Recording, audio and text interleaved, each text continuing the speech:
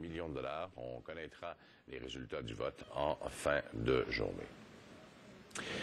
Rappelons cet événement qui est survenu il y a à peine 2 semaines, alors que les restaurants, particulièrement les restaurants rapides aux États-Unis, et quelques-uns chez nous également, faute d'approvisionnement, ont décidé de retirer les tomates en raison d'un problème de salmonelle.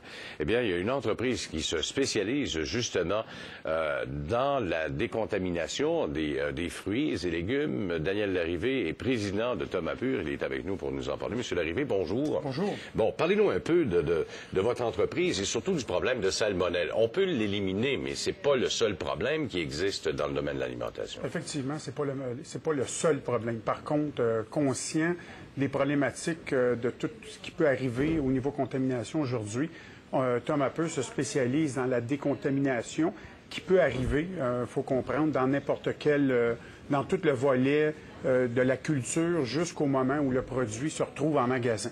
Donc, la contamination n'a pas nécessairement lieu uniquement dans le champ ou peu importe le produit.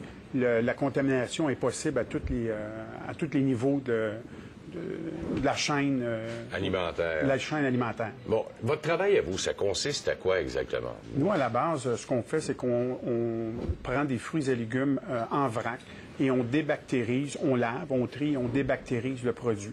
Donc, ce qu'on fait, c'est qu'on vient ajouter tout le volet sécuritaire pour le consommateur.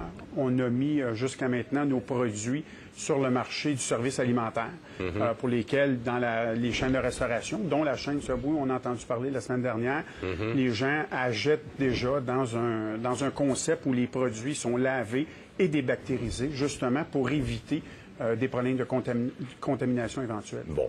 Le problème de la tomate américaine, là, oui, c'était de la salmonelle. Est-ce que ça se retrouve au niveau de la pelure de la tomate ou si c'est à l'intérieur même? Est-ce que c'est possible quand même de débactériser ou encore d'aseptiser une tomate qui est atteinte de salmonelle? La question est intéressante et je lisais justement hier Santé Canada qui a émis un mémo à cet effet-là et qui disait justement qu'à l'état naturel, les fruits et légumes ne contiennent pas de bactéries. Alors, les bactéries, la contamination se fait après. Donc c'est la manipulation? Ça peut se faire dans le champ, soit par contamination croisée par des animaux, par un contact avec de l'eau contaminée. Ça peut se faire au moment de la manutention. Ça peut se faire au niveau du transport. Ce sont tous des causes possibles à la contamination.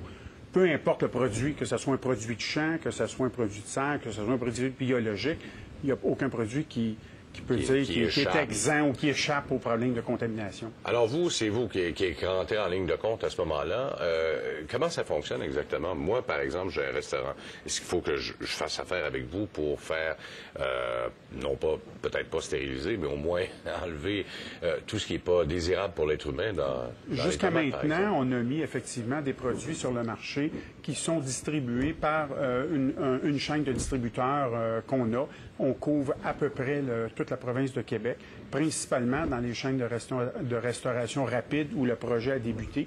Actuellement, on a des distributeurs spécialisés dans les fruits et légumes, que ce soit, exemple, Hector Larrivé Incorporé, qui distribuent nos produits à l'intérieur du service alimentaire au Québec. Une fois qu'on a enlevé les bactéries et tout, lavé les tomates ou encore d'autres légumes qui sont passés chez vous, la suite des événements, est-ce que vous avez des demandes strictes auprès des transporteurs qui vont aller livrer les légumes qui ont été aseptisés chez vous? Le concept même de notre procédé, c'est une fois que le produit a été décontaminé, c'est de le vendre et de le livrer dans un emballage qui est sécuritaire, donc scellé.